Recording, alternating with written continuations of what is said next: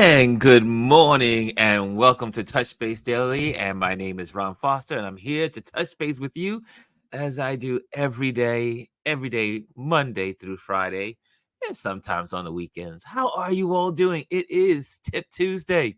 Today, we'll be talking about photography tips, so stay tuned, stay connected. We are going to talk about the grid. What? Yeah, right. Get on the grid. They always say get off the grid. People are getting off the grid. We're going to be talking about getting on the grid, getting on with the grid today on this Tip Tuesday. So welcome to Tip Tuesday. This is our Touch Base Daily that we focus on photography on Tuesdays. Tuesday is our day for that, and giving you some tips, hopefully, that will help you in your photography. And they're just basic tips. This is not, I know there's a bunch of elites out there in the photography arena, but this is for the basics. This is the basic tips. If you want something a little more advanced, and then we can talk outside of this platform, because I do have a photography one-on-one class that I teach. And like I said, no one pops on. Oh, wait, I tell you, the phone never rings until I get on here. So anyway, how are you guys doing? It is Tip Tuesday. There's a lot going in the news today, but we can stay away from the news. I'm not sure. It's just myself and Gwendolyn here today. Who else is in the building? It's just the two of us. It's the two of us. But that's okay. It's that kind of day. It's been an interesting kind of day, I would say. And let me cut this little phone down, because I don't know why anyone would be calling me. Oh, you know what? I do have a guest tomorrow. I do believe I do have a guest tomorrow. Anyway, good. We'll talk about that. I always turn on Do Not Disturb when I go live or record. I usually do too, but just the two of us. See, there we go. Just singing here with my work wife, Gwendolyn. We are here together. Yeah, what's happening in the world today? Wow. Has anyone been following the Trump case? It's interesting that they did a poll yesterday, and they were saying so many people are exhausted from Trump, the name of Trump. So I said, you know what? I'm going to try not to talk about it as much, because people are exhausted with the orange man. Janet's in the building. What's going on? You're my background for rearranging clutter. Is that the case, Janet? I'm background noise. Goodness gracious. But yeah, it's quiet. It's like crickets in the room today. Oh man, that's okay. So that means we'll just get straight to the business. We will talk business. Well, first of all, let me just do. How about this? I'll do some announcements early, so that way people that are watching the video, they'll see the announcements. Just so people that are watching would know. Let me put this little banner up.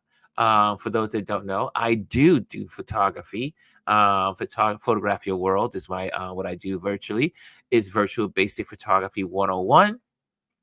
I love doing fun tutoring using your camera model, creating instructions and learning at your pace. Available in person tutoring in New York City also. So if you're in New York City, we could do one-on-ones, but it is a virtual teaching what do you call it, teaching plan. And so my students, we get to go online and research together, and also each week they get homework. So if you want some virtual basic photography 101 teaching, which we go over composition, we talk about nomenclature of your camera, all that good stuff, you are more than welcome to reach out to me on my website, and we can have a conversation and get you started in one of the classes. Like I said, this is a virtual basic photography class. This is not advanced. However, you can hire me for advanced as well, and we could talk about that. But I really focus on people that want to just pick up the camera they are buying their first camera or they're buying a new camera and stepping up from the little basic hobby and they want to take it to the next level, or they want to take it up from the smartphone and go to the next level. So there we go. That's what we have there. So, also, if you are in the YouTube channel, I see someone else has walked into the room. I see Lisa's in the building. Lisa is in the building. Good morning. Good morning. And yeah, so if you're interested in that, also, if you are, again, like I was going to say, if you are in the Instagram world, I'm making use of these banners that have been sitting here for the longest. uh, you can go to our photography community channel right here on YouTube. So it's our Touch Base Daily. So come on, you can do that. And also, the photography community channel is in our Instagram page. You can do that as well as Ron Lewis Photos. So check that out as well. So I'm getting some play. I'm playing around with all these beautiful things here, all these beautiful banners that I have here while we get started, while we wait for folks to come in, and then we're gonna go straight into Tip Tuesday. Hey, Omar's in the building. Thank you, Omar, for your help yesterday. Omar, again, this is the beauty of having community, is that I was stumped on my Photoshop yesterday, and there was a particular thing I was trying to do, and I was like, I need help. I need help. And it was first person I had called and reached out to was Omar. And I said, Omar, help me, help me. He says, what do you need? And yeah, and now I am forever schooled in that section. So I won't be calling him for that, but I am definitely going to be learning more of my Photoshop. That is one of my weak areas. You would think I would be proficient in Photoshop. I am not a Photoshop person. I really only use, I should say, I mostly use Lightroom. And but I am going to definitely, I did engagement photos today. Can you imagine? I did engagement photos. Now, you know what? I don't like doing weddings. I don't like photography, wedding photography. I love watching it. I love observing it. I love looking at other photos that these great photographers that are photographers, that wedding photographers. I love those images. I just don't like them. I don't like doing them myself. However, what I do love are engagements. I do love engagement pictures. And so this morning I had a photo shoot with a beautiful couple and just got engaged. Well, they didn't just get engaged, they got engaged a while back, but now we got the photos to go along with the engagement. And their wedding is next month, and they're gonna keep it real simple. They're doing a city hall wedding, and they're not spending a fortune on it. They're spending a fortune on their travels. They're gonna be traveling around the world together for their honeymoon. And, it's so exciting. But it was beautiful to be out at the Brooklyn Botanical Garden this morning. All the cherry blossoms are at peak this morning, and photographing the two of them. And we had so much fun. And then he takes out the beautiful, he had just got the ring done for her. Beautiful sapphire with diamonds all around it. I was like, yeah. He's hooking her up with some good jewelry. And so it was really good to be out there photographing her this morning, and he and her this morning. So I do love photographing couples. I love it. I love the engagements. There's just something special about seeing young folks getting together, getting married. I mean, it doesn't have to be just one folks, but when you see two individuals coming together and you see how much they're in love, it's so beautiful. Just photograph it in a relaxed environment. You're not stressed out because it's a wedding. You're not stressed out because there's timelines. You just know, hey, meet me at the garden and let's take some photos. And you also, because I'm a member there, I try to be stealthily taking photos. Like, I'm not like taking like lights and all that stuff, but they came out really. I think we got some really good photos, and they like them because, as I'm photographing, I'm sharing. I see here, Janet says sometimes you lose track of where. Oh, there we go. Let me put that up there. Sometimes you lose track of where some functions are located in Photoshop. Drives me mad. Janet, I am with you. Oh my gosh. Someone tell me it is, Photoshop is a beast. It's a beast. I find that Lightroom is a lot more easy to manage, but Omar gave me some good wisdom yesterday about when to use Lightroom and when to use Photoshop. Like for models and wedding couples, close-ups, use that beautiful Photoshop. And when you're using event photography, Lightroom is the best thing for event photography because you're knocking out lots of photos and you're going through these photos and mass edits and all that stuff. So there's a place for every tool. And so that's a good thing to know, right? We have tools for everything we need. Okay, I think we're gonna start class. I think we're gonna go there. I think we're going to go there. Unless anyone, what do you got? Well, how about this? What are you guys doing this morning besides Janet cleaning up the house as I'm her background noise?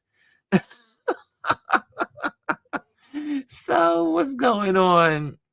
This has been this has been some kind. Oh, I got let me change that back over there. Okay, there we go. My hoodie is a little out of whack, and I'm thinking in reverse when I'm on this when I'm on this camera. Omar says Ron will be setting up a Photoshop class for us. You know what? Guess what? Because Omar. Omar knows me. Omar knows me well.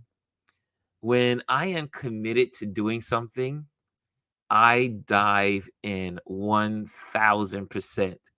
I guarantee you this time next year, even before then, I always give myself these long-term goals and I can really accomplish it in a much faster fashion. I will probably by the end of summer, I will be really good at Photoshop because I'm going to have a great teacher. Omar. Omar is going to be my teacher and I'm going to learn everything he has to offer. And so I'm going to definitely dive into it. Gwendolyn says she is writing newsletters and blog posts. Yeah, so that's what we're doing there. And okay, I think it's time to start. I think it's time to start class. It is 11:30, so we're 15 minutes in. Okay, so let's do that. Let me pop this off and we're going to go. So today's topic is, like I said, how to use our camera's grid lines. For those that know me as a photographer and those that have been in my communities, my Patreon community, or just kind of like hanging out with me in my meetup group, which we meet every fourth Saturday of the month, you know that I am a believer of the grid. The grid is the greatest thing that has ever at least in the old cameras, I don't think we had the grid.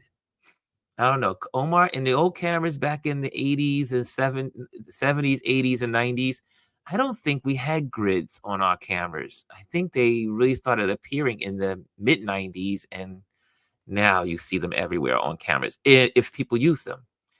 And I always say when you have your smartphone, you go into your camera, go into your phone, and you turn on the grid. It is so important when you're taking photos. And my grid is always on. Like you see here. Yeah, you can see the faint grid all over, there it is, the grid. And this grid usually on the phone is they really keep it very basic. You see that? See that? See the grid lines? There we go. See those grid lines right there? Those grid lines are going to help you take better pictures. And I remember we had this class and we did this on Instagram when we were on Instagram only. And some of the folks that listened and went out and did this, and some of the folks that were in my Patreon class went out and did this. And they were like, Ron, thank you so much. My whole life is different in how I engage with my camera on my phone. But then also on these, on our, I always call the big daddies, these cameras also have grids, but they're very pronounced. Look how nice. And I mean, there's no faint lines here. But I rely on my grids. I do not take photos without it. It's just me. It is, I know some folks say, hey, you could imagine your grid in your head, but I love the grid. The grid is so important to me. It allows me to see in what quadrants I want to place my subject. And then in where I place the subject is going to be where how I tell the story in the rest of the frame. There's an old saying is fill the frame with your story. And so the grid is so important. We're going to dive into that. Okay. Oh, wait, before we go there, I see there's some comments there. Um, Omar said, back in the day, you had to buy a screen adapter. Oh, I see. Did not know that. Hey, Terry's in the building. Terrence is in the building. Good morning. Good morning, sir. And hey, Rashawn is in the building. She's made it to class. She's made. Rashawn is one of the students that said, "Hey, I'm using the grid." I think it was Rashawn, and I know. Hey, Cass is in the building too. Part of the Patreon community. She's using the grid also. And AI is in the building. Good morning. Good morning. Let's give it some little morning love there. Hey, the Sunny Boy is in here. I was just talking about you this morning, Adrian.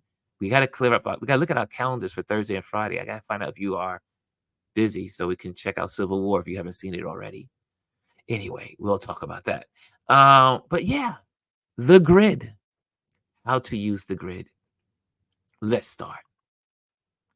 Grid lines in your camera serve as a valuable tool for improving the composition and balance of your photographs.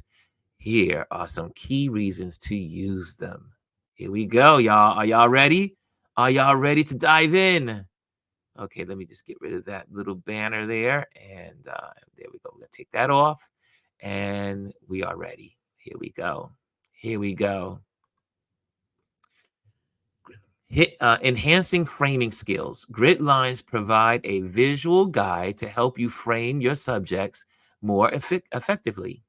They can be especially useful in portrait photography, where aligning your subject with the grid lines can lead to a more compelling shot.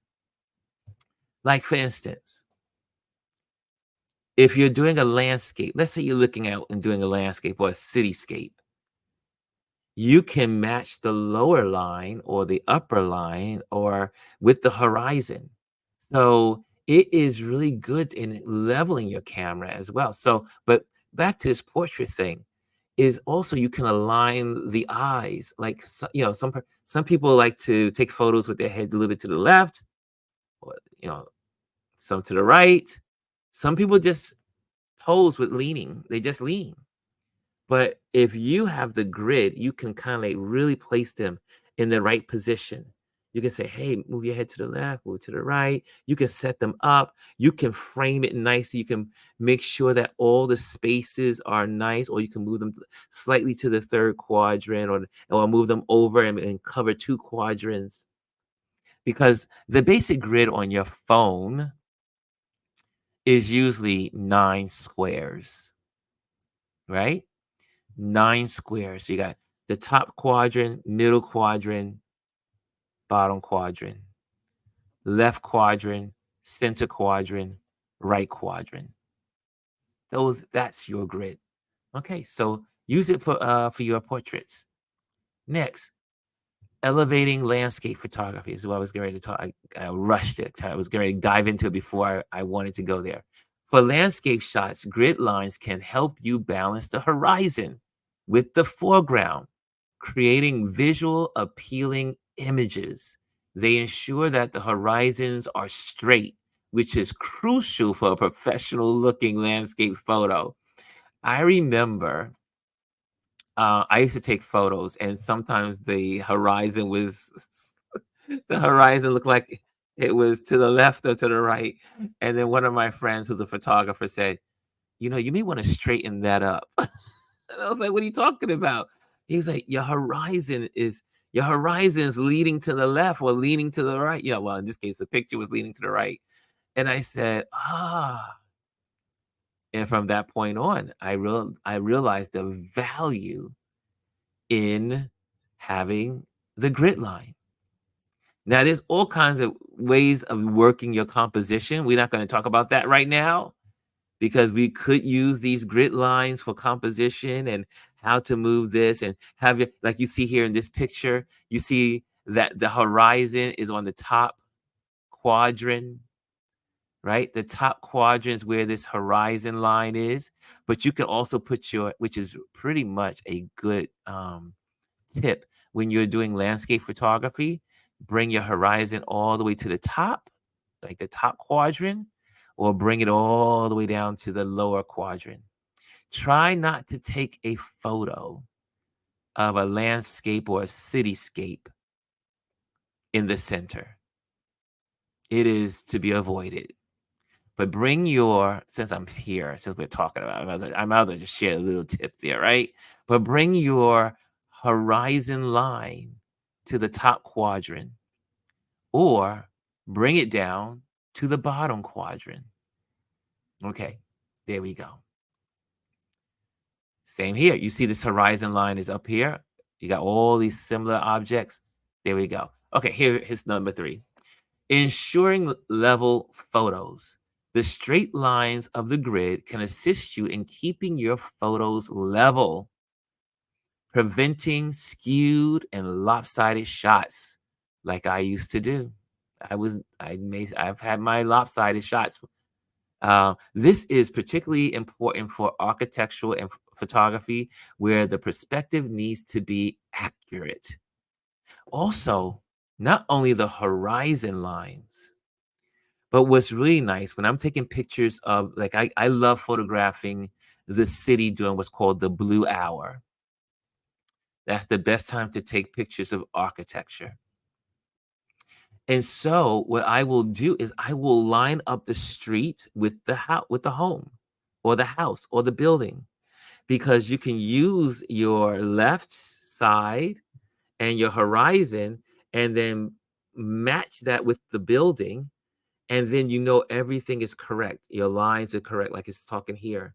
Your straight lines are all even, vertically and horizontally. So vertical and horizontal lines are meeting, keeping your lines straight on the sides, but yet you can use your horizon lines, right? Because you can see if your building is not matching, like the building is turning straight, but your camera is like this, you got to straighten up the camera so that those grid lines are in alignment with the architecture, with the building. Make sense? Okay. Let me see there. I see good morning. Cass's picture be okay. It is when I take my pictures tilt. Speaking of the tilted head, Cass says pictures be okay is when I take my pics, tilt my head. And there we go. There's a lot of tilters. There are a lot of people that tilt their heads when they are getting a portrait shot done. Anyway, back to this. Okay, next. Stay focused, Ron. Stay focused. Grid lines, enhancing photo composition, which we kind of like led this off, but it's going to give you this breakdown. Using grid lines can improve the overall composition of your photos by placing critical elements along the grid lines or at their intersections. You can create a sense of harmony and visual equilibrium. Now, this is a good one. Oh, I see a question. If you have a question, make sure you put a Q and then the question. I like that. Janet, gonna put a pin there. I got you. I got you, Janet. And this is really, really important because, again, there are all types of composition. You can do 4 grids, you can do 9 grids, you can do, there are all kinds of grids, and there's some spirals for composition. But today we're just using basic grid lines, which is usually based on the rule of thirds. However, you saw that on my camera here, this is, oops, let me turn this back on. This is a 1, 2, 3, 4, 1, 2, 3, 4. This is a grid of 16. So it's 16. But there are some, the basic grid, 3 lines up, 3 lines down. That's on based on 4. There are some on 3. I think there are some also on, you got 16, 16. Yeah, okay. So it's 4 and 3 are usually the case in most devices, but there are others. Okay. So again, it says using grid lines can improve the overall composition. And there's something about that. Because then you can see when you're using your grid that you can put your subject 2/3 in, 1/3 in, and it will change the way the story is told. Here's a thought. Television, film. When you go to the movies, when you watch a television show, you are looking at composition throughout the movie. But there's certain compositions that you can see the grid line. You will never look at a movie the same after this. For instance, usually when two people are having a conversation in a movie or on the screen, one person is to the left and then 2/3 is empty to the right. Then when the conversation goes to the other person speaking on the right, then they're on the 1/3, and then the 2/3 is usually empty. Now, there have been some film people that have broken the rules. I was looking at a movie a couple of weeks ago, and I was like, "Oh, they're going the opposite way." The film person, I don't even know what movie it was I was looking at, but the director went the opposite.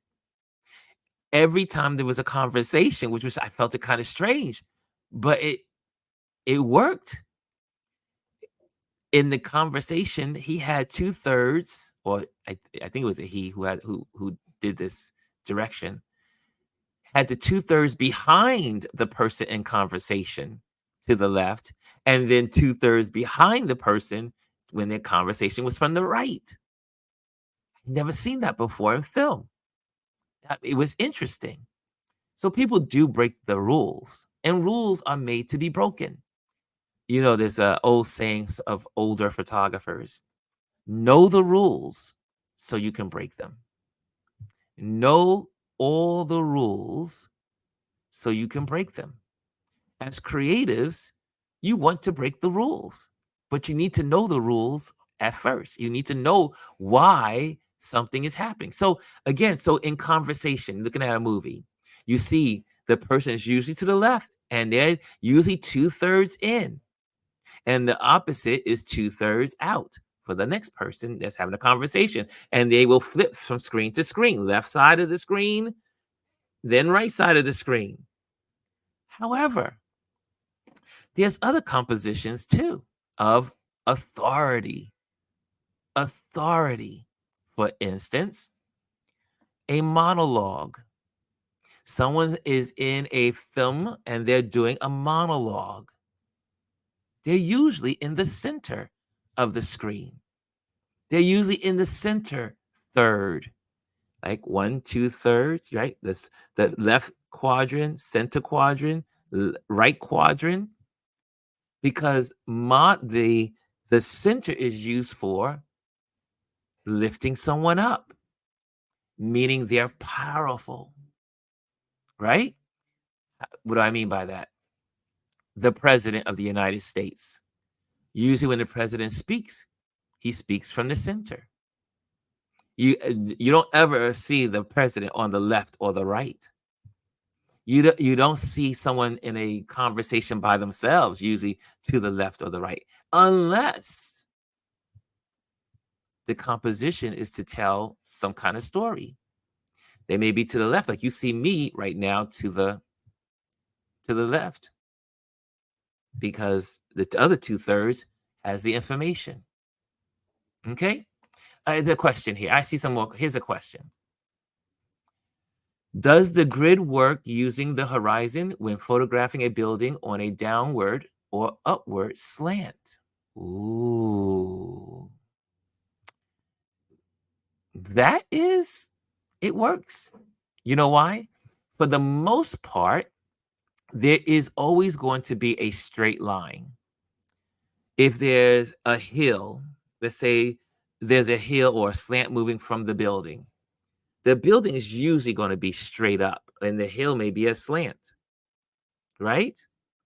Or in some architecture, like there's a building in Manhattan, I forgot, on 42nd Street, where there is a slant. There's a slant coming out, but at the end of the day, your verticals and your horizons are still going to line up.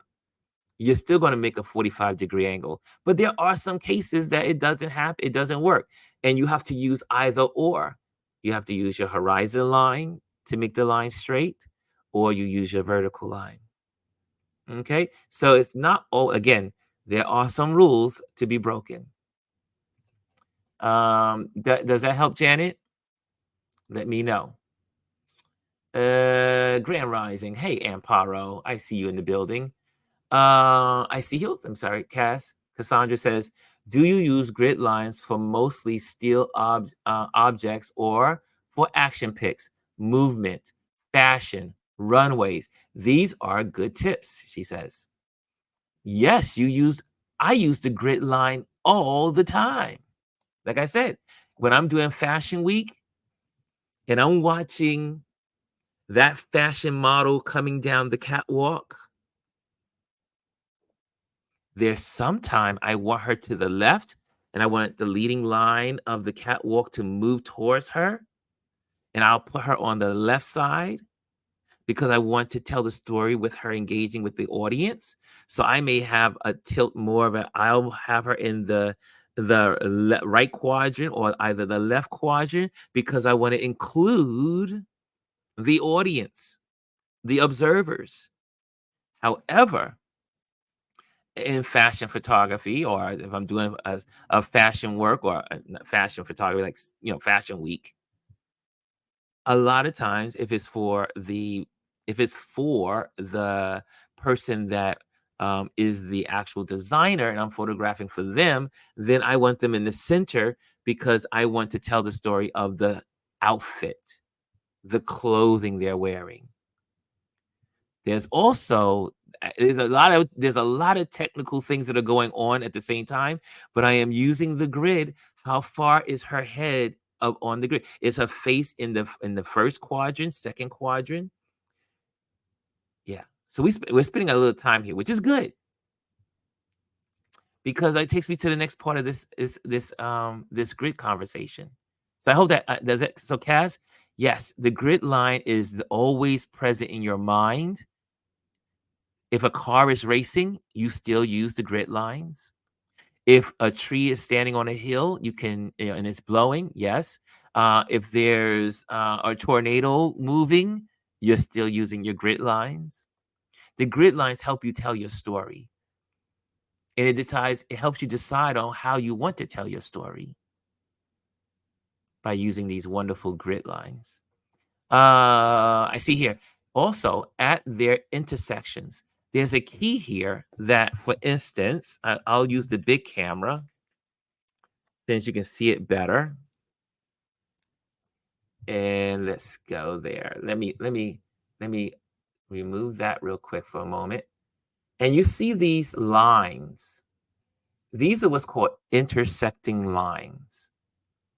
And the rule of thumb, let me just get that there. The rule of thumb is to get your subject on the intersections. Get your subject on the intersections. Does that make sense? And if any of the photographers want to add on, they can add on. But you want your subject to land on the intersections. Like if I'm taking a picture of a bird and I want to connect it to its environment, I may have the bird maybe down here. Oops, let me just see if I can get that. I may have the bird over here, but then all of the environment out this way. Or I might take the bird and bring it up a little further and put it there. So I use my intersections as where I want to place my subject. It is also, when I'm doing a portrait, where I want to place the eye of the subject, the left eye or the right eye, to balance them in the grid. Okay, so that grid line does a whole lot. It's a whole lot with that grid line. But really, you put your subject on the intersection. Let me bring this back. Okay, does that help? Does that help, Cass? So, yes, moving objects, you're going to still use that grid. You're still going to use the grid. Okay, and let's go to the next one. Let's go to the next one. Let me look at the time check. Okay, we're good. We're good. We are good. Applying the rule of thirds.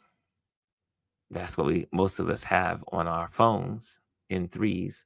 The grid lines can help you apply the rule of thirds, a compositional principle that suggests placing the subject off center to create a more interesting photo.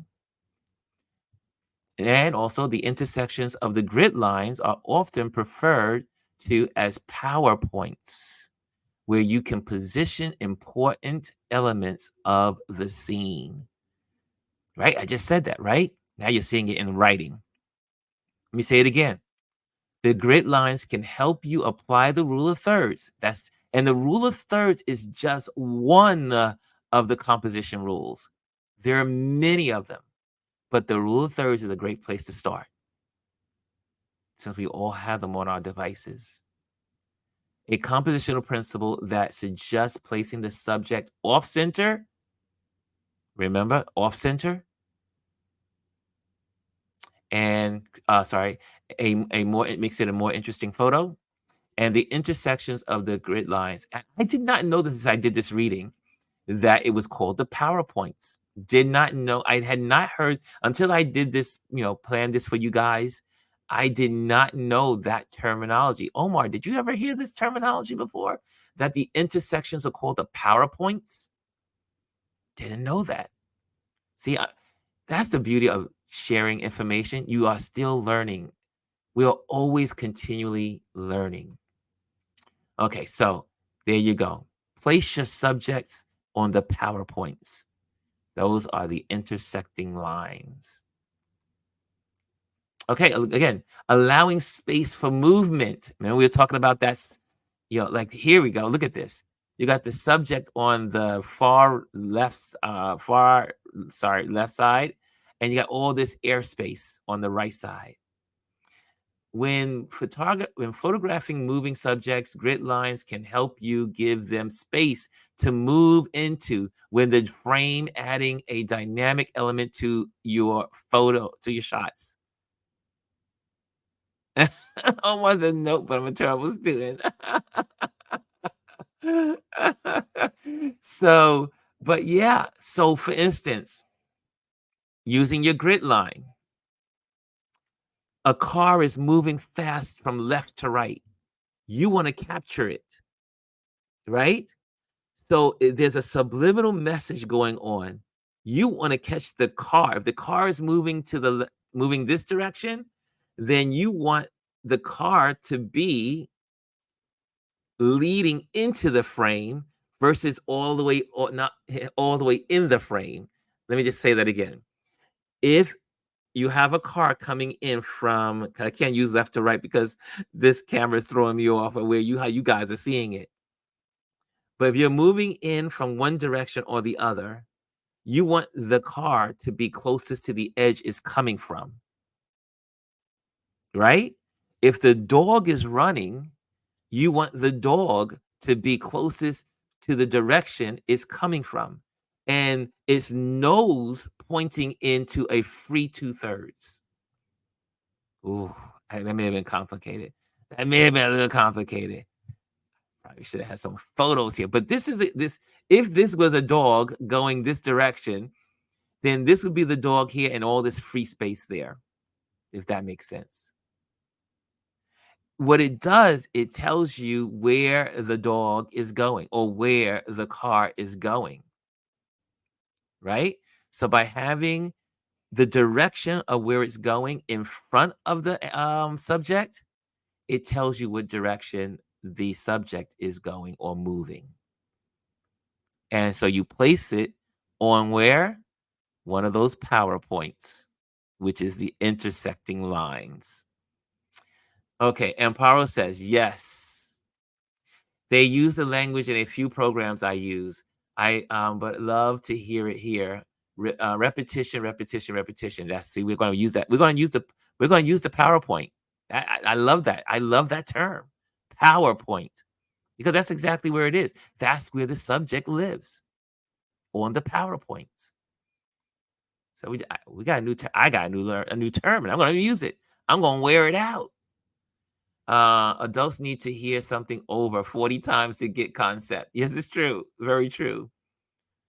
Jadea Stage, she says, hi, Ron. I love your work. This is my first Tip Tuesday. I got you on the moving car analogy. Thank you. I'm glad you got it. See? So put it on the PowerPoint. Put the nose of the car on the PowerPoint, on the furthest direction, as it's, I should say, the corner, the square that is coming out from. Okay, there you go. Give the subject room in front of itself. Okay, here we go. Next. Here's another one. Positioning the subject's eyes.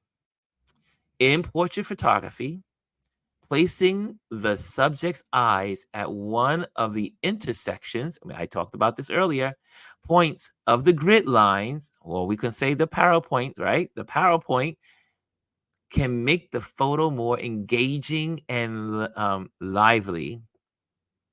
So, for instance, gosh, I really should have had another section of photos to show you, but I'm going to just do the best I can. When you think of a portrait, and we photographers, we do it all the time. One is trying to get the two eyes, and you have these 2 points on the top, the top quadrant. So let's say the top quadrant, remember you have 3 quadrants going up, 3 quadrants going to the side. So left quadrant, center, right. And then you have top quadrant, center, and then bottom horizon, right? The intersection on the top is where we like to put the face, or like the eyes. The eyes are usually located on that first quadrant line, somewhere near it. And we usually take the eye of the subject and place it on one of the intersections. Does that make sense? So the eyes, now if someone, so you might have to step back, because some people may have an elongated head, right? So they're not going to get all the head in, but you may have to step back. But also, sometimes you don't want all of the head in there. You just want the eyes, which makes the photo more compelling. It makes you go into the soul of the individual. But if you take that top quadrant either to the left or to the right, remember, in the rule of thirds the rule of thirds, there are only 4 PowerPoints, right? On your smartphone, there are only 4 PowerPoints. Let me open this up a little bit. All right, if I turn it right, see, there's only 4 PowerPoints, and those are the center boxes, right? So if you take that and get that in there, that first line on the top is where you should place eyeballs. And obviously there's more to it, but that is a good basics, a good base to start. Okay, let's go back to the lesson. Good, gotta check my time, gotta check the time. Okay, next. Keeping main subject off center. Placing the main subject off center can make the composition more interesting and aesthetically pleasing. And grid lines make it easier to achieve this effect. Here you have here. See, the subject, well, it could be the stars, could be the subject, or you could be the mountains that are the subject. But either way, if it's the stars, you've given it 2/3 to tell the story. If it's the mountains, you've given it 1/3. Either way, you don't want the mountain in the center. It's a boring photo. Also, if you probably put a grid on this, you'll find that this star is on the lower PowerPoint. See that? If you drew an imaginary line here, it's very close to that lower PowerPoint. There you go. Okay.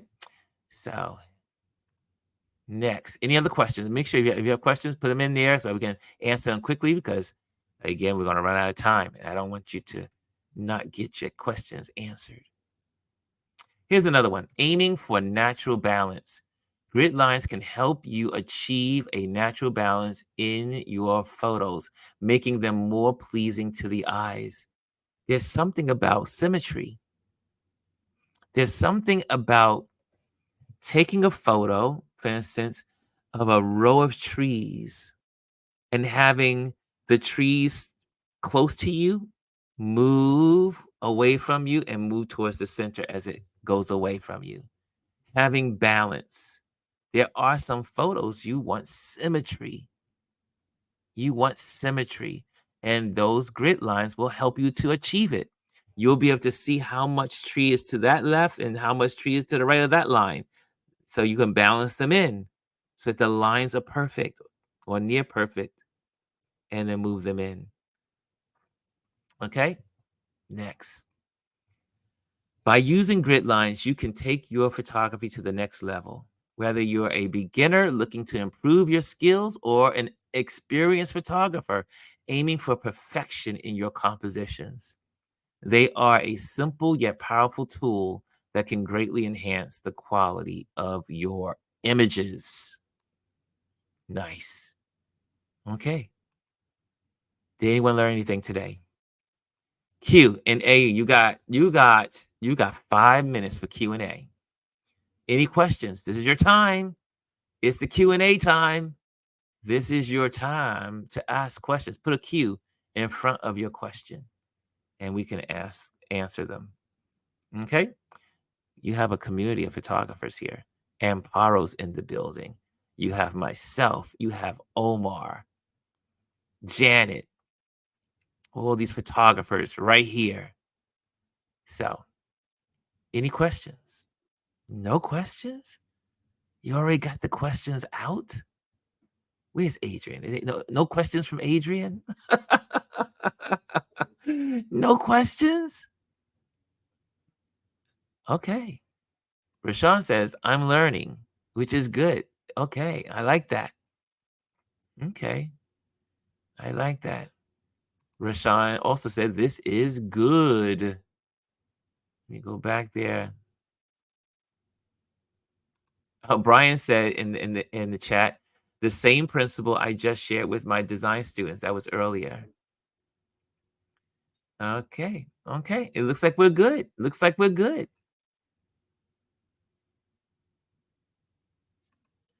I never turn off the grid. The grid lines are on all the time because one is I want to make sure my camera is leveled. I want to make sure that things are balanced within the frame. I am always thinking about 2/3, 1/3, 2/3 up, 2/3 down. Where's the subject? Should the subject be? Now, it's not perfectly on the PowerPoints, excuse me, but I am always aware of where my subject is. And so therefore, I always have my grid on my camera. Here's a question. Omar says, "What are most people photographing in this group? What are you guys photographing? What are you guys photographing?" I know I like to photograph, as you can see over the last couple of days. This is my favorite time of the year. I get to photograph flowers. I love photographing trees. I love photographing people.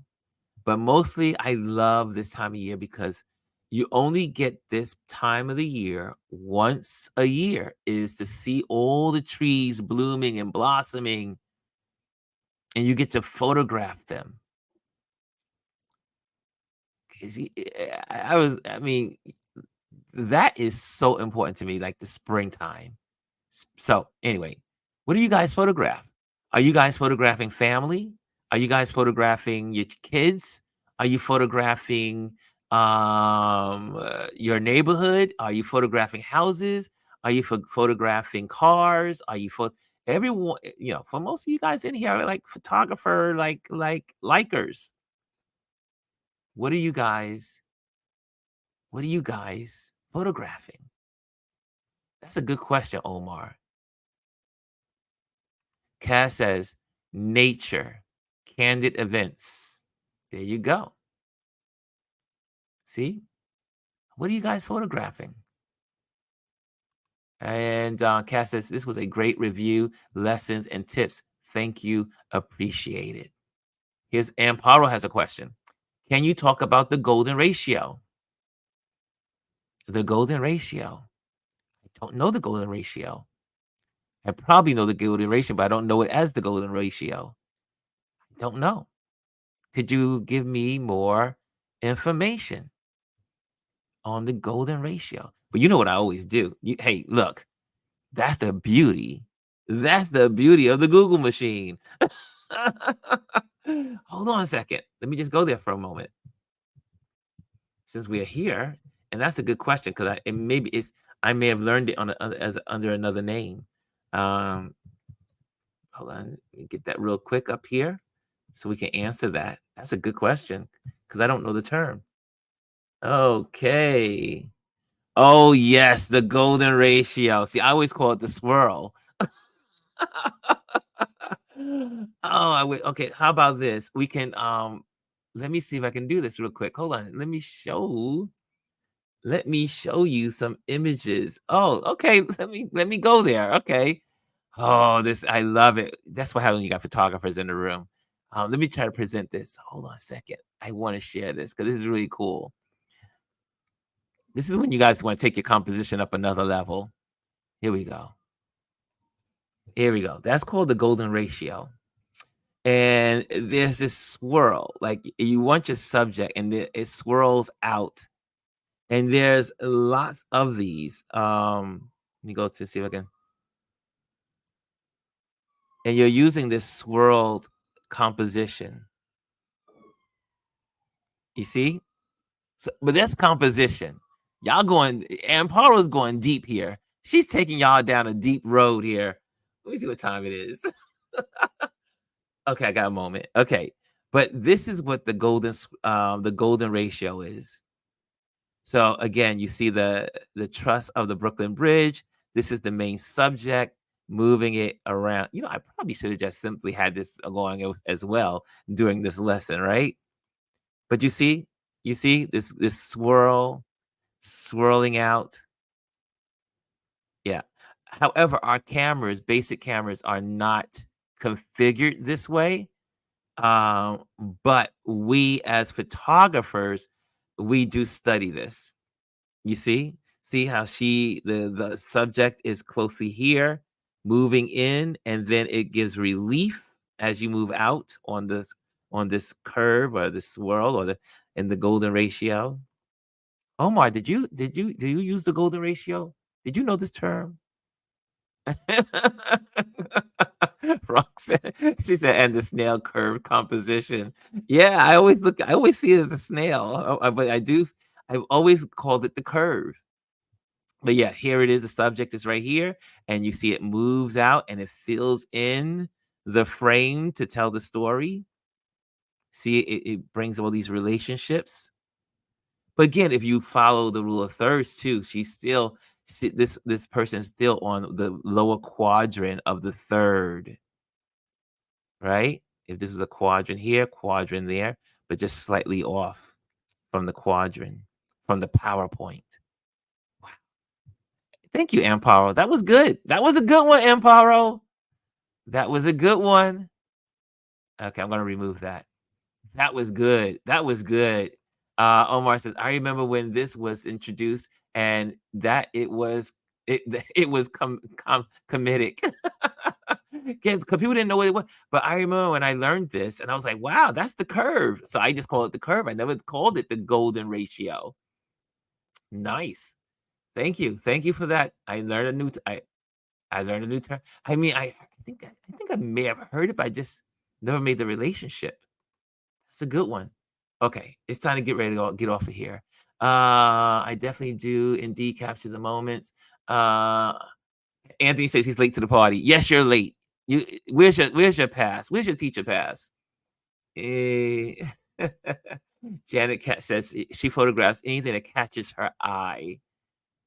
Um, obviously I photograph my and Brian says I photograph my offspring. Okay, so it seems like you guys are like behind. Maybe this thing is on a trail. It seems to work that way. Everything comes rushing in. Okay, I see here, and I see, and of course, Amparo says she photographs landscapes. Okay, and also she says she photographs portraits, events, fashion, musical concerts. Okay, there we go. We got all these now. Look at all this stuff that you guys are talking about now. I mean, obviously, it came in here. It must have floated in here late. Brian says he does automobiles, anything design centric, architecture, products, and fashion. So we got a lot of folks using their cameras. We have a lot of folks using their cameras. Part two may, yeah, we may have to have a part two. That would be deeper. That would be diving into composition. I don't know if I want to take you down that road, y'all. Omar says, after doing photography for over 40 years, you learn through osmosis and grow to be better. Yes, we continue to grow. You never know everything. That's the beauty of photography. You are continually learning. Okay. And Power says each spiral is two C's as big as next. Ah. Yes, it's very true. There are three. There are three in there. Okay, I'm not gonna go down that road. Maybe we'll do that composition. Maybe we'll start breaking some of these compositions down. Okay. And Pari, maybe you'll join me on one of these. Yeah, that would be good too. Okay, it is time. It is time. If you wanted to catch the repeat of this, make sure you tune in to, obviously, you can do the reruns. You can just go on to Touch Base Daily and check out. And if you like this, hit the like. Don't just be a flyby, just kind of hanging out and then leave and don't say anything. Like it. If you enjoyed this, like it. If you are not subscribed to our Touch Base Daily, subscribe. Subscribe. If you're in the Instagram world over there, which most of you have moved over, if you're in Instagram though, please come on over to YouTube and be a part of our community. Again, subscribe and like. That's the best way you can do. Please like. See, Omar says it. Please like and subscribe. Please. Please. Okay, guys, it's time to get off of here. Um, just so you know, also remember Saturday coming up is our meetup. So if you're in the New York City area and you want to meet up with us, we're going to do that. Uh, Adrian says we are missing 7 likes. Come on, folks. Come on, folks. If you enjoyed this, if you learned something, your payment plan is a like. Like, hit the likes. Hit the likes. That's how we gain momentum. Okay. I'm out of here, guys. Thank you so much for joining me on this Touch Base Daily and our tip tip Tuesday. And it was wonderful hanging out with you all. And I will see you tomorrow. Tomorrow is Wednesday. We have a guest coming on tomorrow. It'll be a surprise guest. I because it'll be a surprise. You'll know who it is when we get here tomorrow. Okay, and thank you again for joining me on this wonderful Touch Base Daily. Okay, guys, I will see you tomorrow.